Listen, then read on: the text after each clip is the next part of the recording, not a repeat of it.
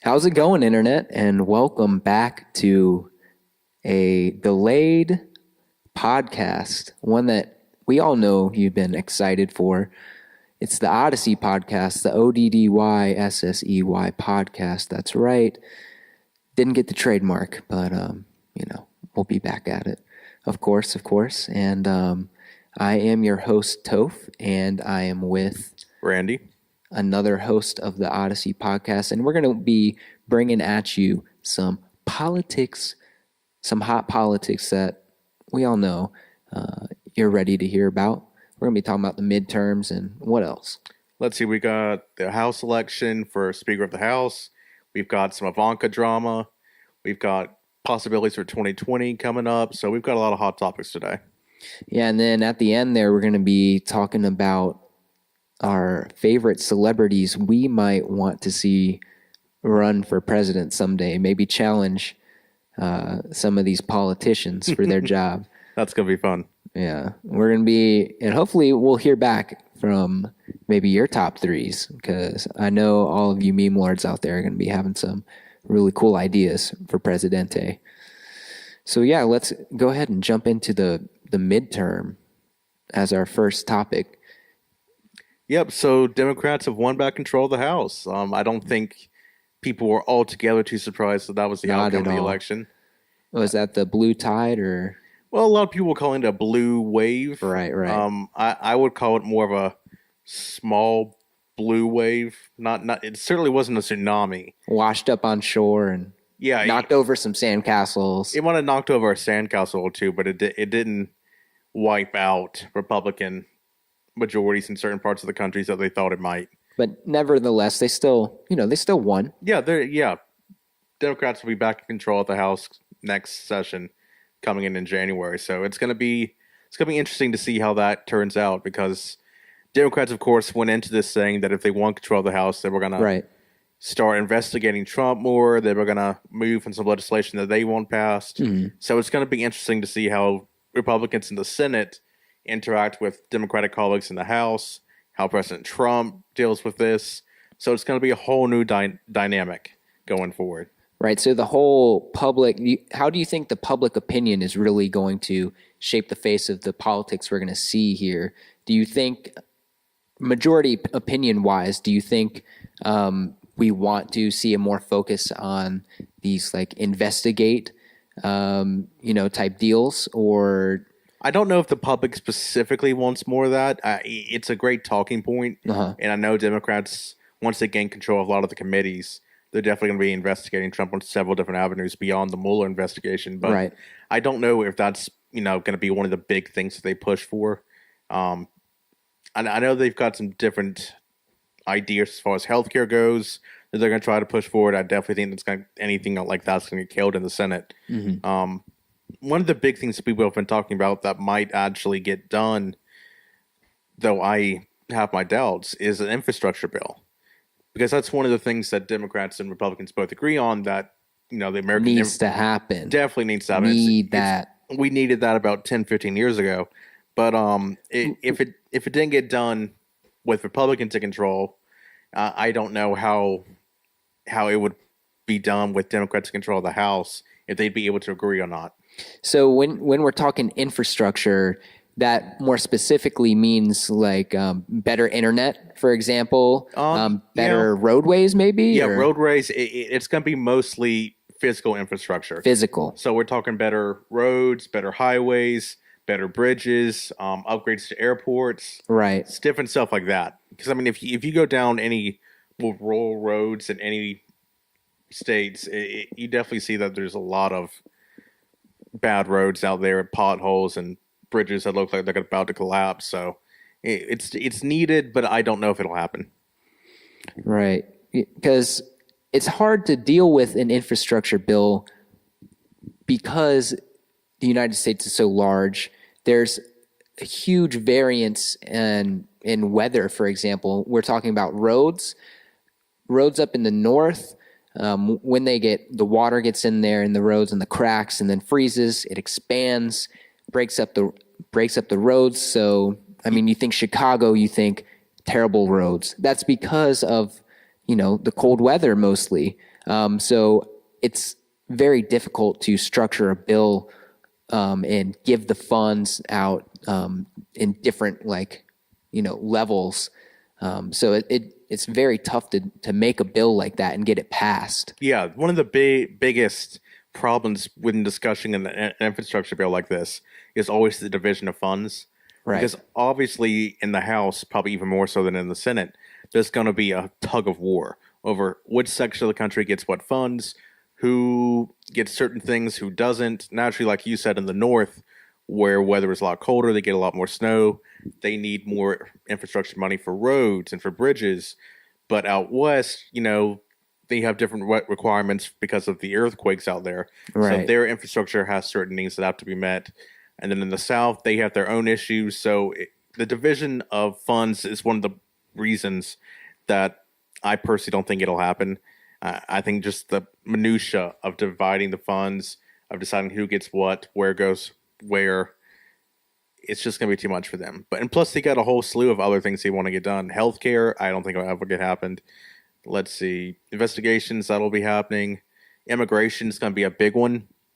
I think they're definitely going to try to push through an immigration plan in the House. Right. Yeah. I think that will be the number one thing that will, because I also think that the public has an eye on the immigration. I think the public opinion, it's a very divisive, topic. So I think that is one thing that will definitely be focused on. Oh, yeah. Immigration was probably one of the biggest issues that people were voting on when they went to the polls this past election, especially with the issues of the wall and the caravan that came up late in the election. Oh, yeah. That was a big driving force. But like I said, the whole dynamic now with Democrats in control of the House is going to shift, and how they work with Republicans in the Senate, and more importantly, how they work and how Trump works with them is going to be really the deciding factor in if anything gets done for the next 2 years.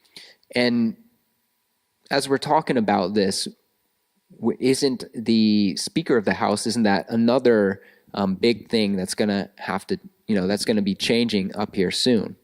Yeah. When the new Congress comes in, they're going to need a new Speaker of the House. Right. Naturally, Nancy Pelosi has, put her name forward, and she's definitely going to be running for that position. And she's held it before. I personally don't like the idea of her coming back as Speaker. I think she had her run. I think she did great. She's done great as minority leader. But I think we need a new face coming in. Yes. I think a lot of people, especially the new incoming members of the House that have just been elected, are a little bit hesitant, if not all out against her becoming Speaker of the House again. Democrats specifically. Yeah. So you're going to be seeing a big fight if she can't line up the votes ahead of time about an all-out war for the Speaker of the House. Yeah, I mean, and what are some of those new faces that you mentioned? That are there any that come to mind, like right off the top of your head, or do you think that there's going to be this battle, as you said, a tug of war earlier, between the old Democratic Party versus these new faces that are now shaping the Democratic Party and thus the House, because now the Democrats have majority. Yeah, I think probably the biggest public face you're going to see on this anti-Pelosi block is the newest member that kind of made national headlines when she got elected and beat out her opponent in the primary, which was Alexandria Cortez from New York. Mm-hmm. She made national news when she did that. I remember that. She was the outside underdog, was not expected to win. Not at all, but still came through. Had a great ground game, and she came through and won. And she's been one of the most outspoken critics of Nancy Pelosi, being just recently involved in a protest right outside Nancy Pelosi's office before she was even sworn in as a representative. So I remember that. So she's going to be one of the biggest voices in this anti-Pelosi bloc. There are a couple of others. Representative Jeffries is one of the other representatives that is a little bit lower down on the Democratic leadership totem pole. But he's been somewhat of an outspoken critic of Pelosi. kind of back in the shadows, but I think he could possibly make a run. There are a couple of other names that you could possibly throw out there, but the problem is Nancy Pelosi has a decent amount of support, but she also has a lot of name recognition, which a lot of these other guys don't have. Yeah, Pelosi is more of a household name, if you want to say, of a politician, I think. She definitely has that household name status going for her. Yeah. And if you don't know any of the names, you're probably more likely to just see Pelosi and vote yes. Yeah, I think from now until January, when the new Congress is sworn in, there's going to be a lot of backroom deals. She's going to be trying to rally the votes to her as much as she can. And it's all going to depend on if this anti-Pelosi bloc can mobilize the votes necessary to hold her off from being elected. And then putting forward a name, if not more names, for people to get behind. So that's what it's going to come down to. It's going to be interesting to watch. I don't think we're going to see a lot of the backroom stuff, but I think coming in January, it's going to be interesting to see if any challengers come up against her, if she has the votes, or if she just completely fails to get the necessary support, and we see a new Speaker of the House. How do you think the Democrats overtaking the House, how do you think that, foreshadows for this 2020 midterm? What do you think that marks some type of big shift, maybe more towards the Democratic side? Or do you think it's really just something that was bound to have happened at this point? It's an interesting dilemma to look at, because traditionally in midterms, the ruling party usually loses seats. That's usually the historical trend. Okay. We saw this especially during Barack Obama's first term, when Democrats lost like 60 seats in 2014 to the Republicans. That was a huge swing in the opposite direction. Right. Now, this time around, Republicans lost around 30-some seats, which gave Democrats control of the House. But it wasn't as big as a margin of victory as some people had predicted. Right. Going from, both historical trends and the fact that Democrats really tried to mobilize the anti-Trump sentiment in Democratic voters. Mm-hmm. So because Democrats didn't perform as well as people suspected they might, it's caused a lot of people to be hesitant about a huge Democratic tsunami coming into 2020. Because naturally, coming into 2020, there are going to be more seats up for grabs in the House and the Senate in terms of Republicans having to defend against Democrats coming in. So it's going to be interesting to see if Democrats can pull out the momentum that they need to not just maintain control in the House, but pick up the Senate and the presidency, or if Trump can rally his base to keep his job as president, keep the Senate Republican, and maybe even flip the House back to Republicans. Wow. I don't think that will happen. I think the House will probably remain Democratic in 2020 if they can play their cards right.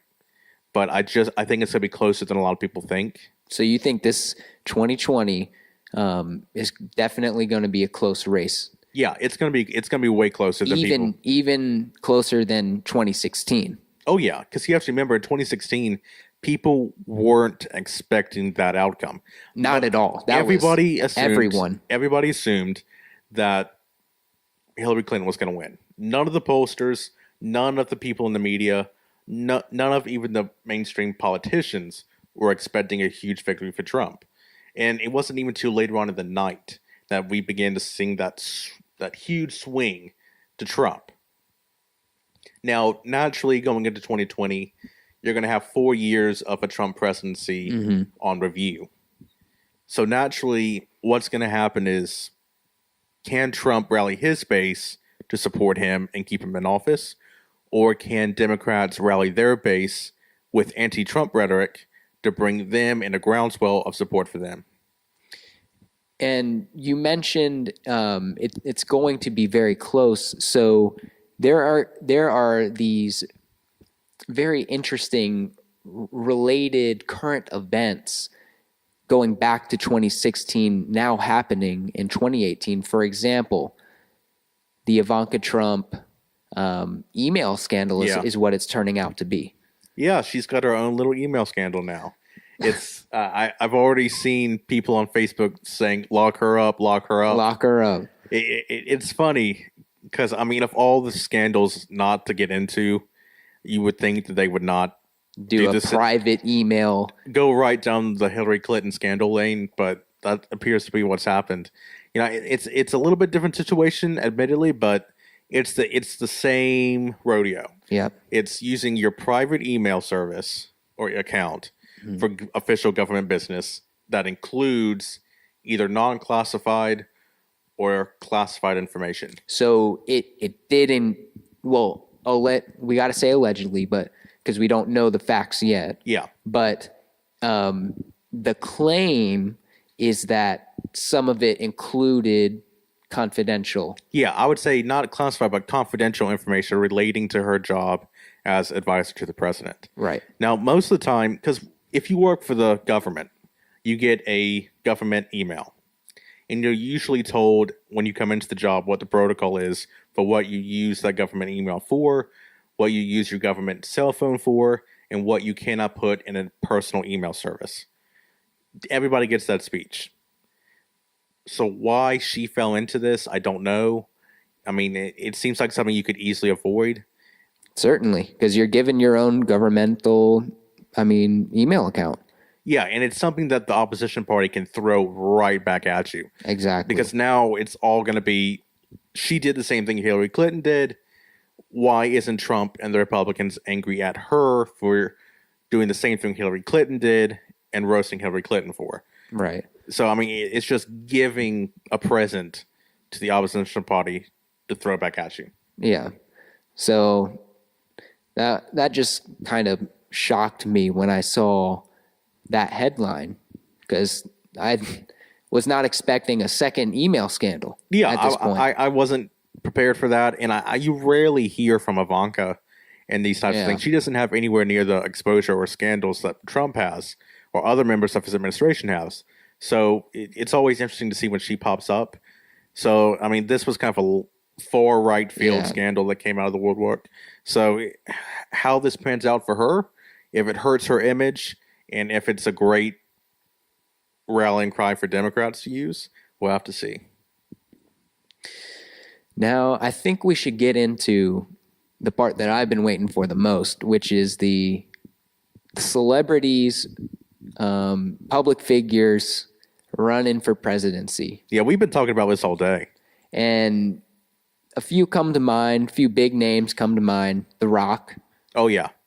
You know? I saw him on Ellen but it's like a month or two ago with what's his name? Kevin Hart? Kevin Hart, yeah. Yep. And he was saying, I'm seriously considering running for president. Yep. So, these are things that we would never have seen, 4 years ago.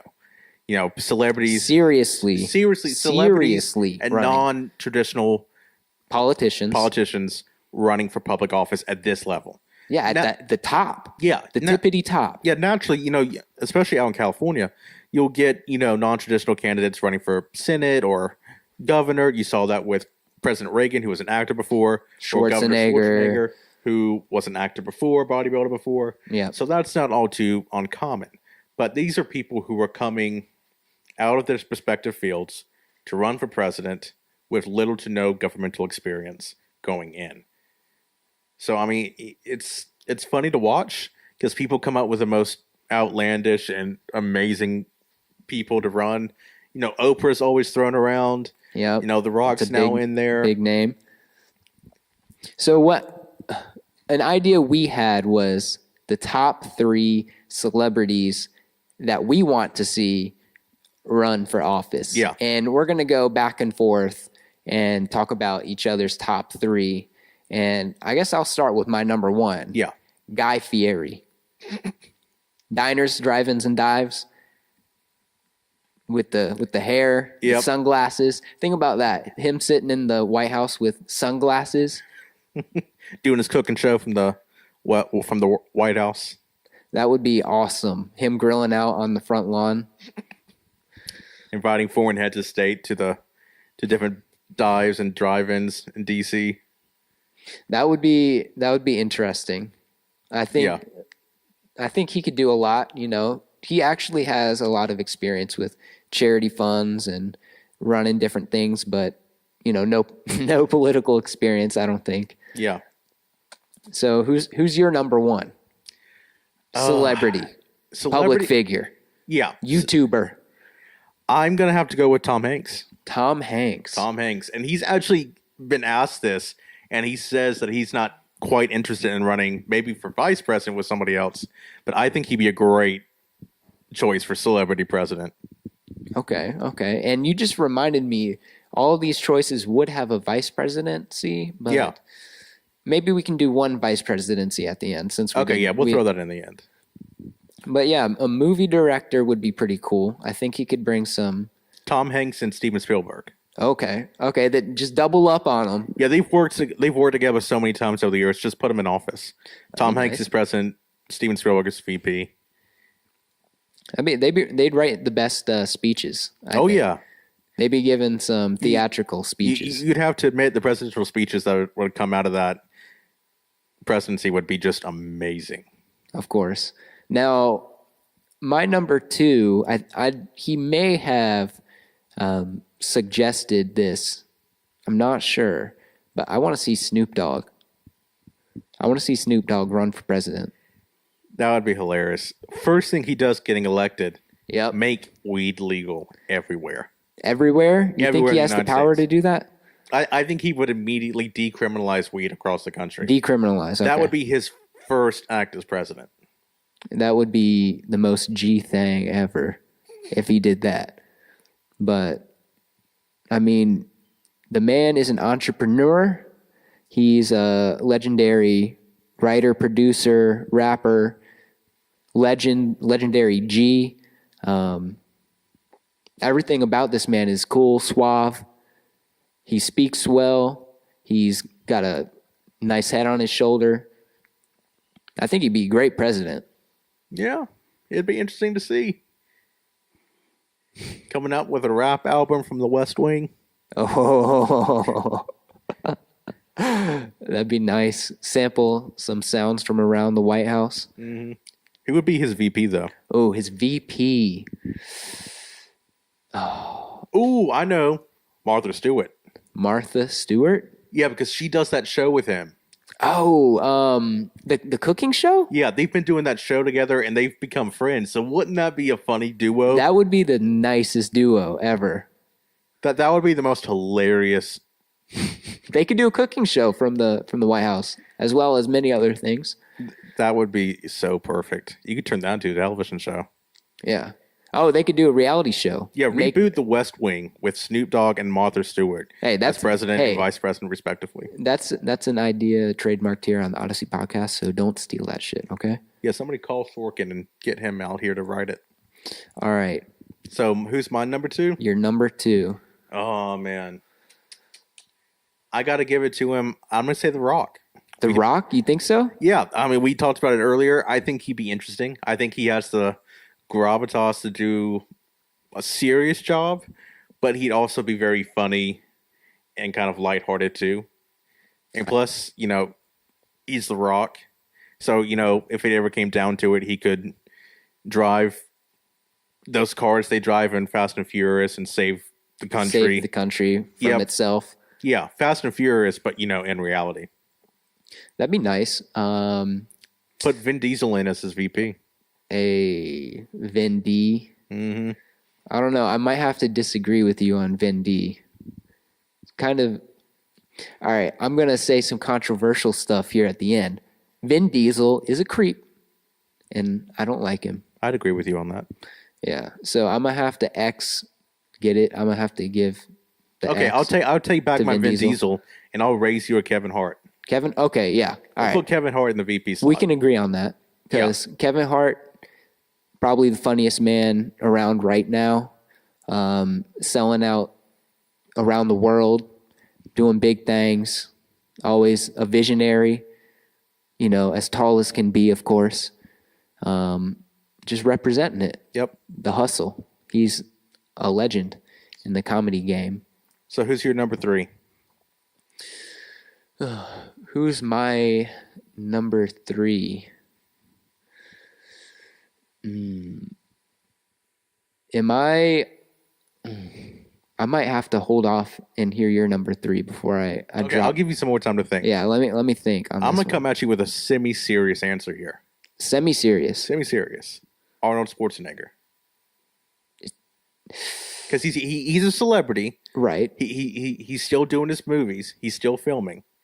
But he's also held public office. He's been a governor. He has some experience. Yeah, so he's got the best of both worlds. The problem is you have to be born, and you have to be naturally born a citizen. It's against one of the rules. Yes, but I think if that rule didn't exist, he'd be a great celebrity president. Because he has the experience, but he's also, the Terminator.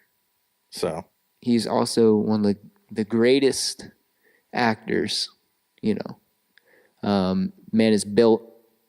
He's got muscles. He's got age with him. He knows some things. Yeah, I mean, he's got the political experience to, run the country effectively while also making sure Skynet doesn't take over the world. Which, that will be AI, and Skynet will be another episode for the future of the Odyssey podcast. But, yeah, my number 3. I'm gonna have to go with Jared Fogle, the Subway Subway guy. I'm gonna let you think about that for a minute because he got arrested for the child porn thing. Yeah, so think real hard before you throw that out there. All right. Well, that one was a troll answer, but I couldn't come up with a third one. So let's come up with a third answer for you right here. For a third answer for me right here. Let's come up with one real fast. Okay. Who? It has to be a woman. Okay, let's do a woman. Yeah, definitely. Let's throw a name out there. Let's see. I would say Oprah, but she's kind of like an obvious answer. I wouldn't want Oprah because of how large she is already. She's like close to a billionaire. Yeah, she's got more power than the president already. So let's not. Wouldn't really want her there in that spot. Oh, I got one for you. Shoot. I don't know if you watch his movies, but she's not your traditional celebrity in the most absolute sense. Medea from Tyler Perry's movies. Right, so Tyler Perry. Yes, but Tyler Perry, but as Medea. I love his movies with Medea in it. I love those movies. I think she'd be the most outlandish, crazy person as president. So we'd have to convince Tyler Perry to become schizophrenic, and then he's played her for then to really think that he is Medea and become Medea. He's played her for so many years now. I think he can do it as Medea for 4 to 8 years. So yeah, I think that's possible. So yeah, we should definitely let's hit up Tyler Perry on Twitter and see if he's down. All you guys listening, tweet at Tyler Perry for Medea 2020. Yeah, hashtag Medea 2020. And yeah, that'll be great. And also be sure to write down in the comments who your top 3 celebrities that you want to see run for presidency in 2020.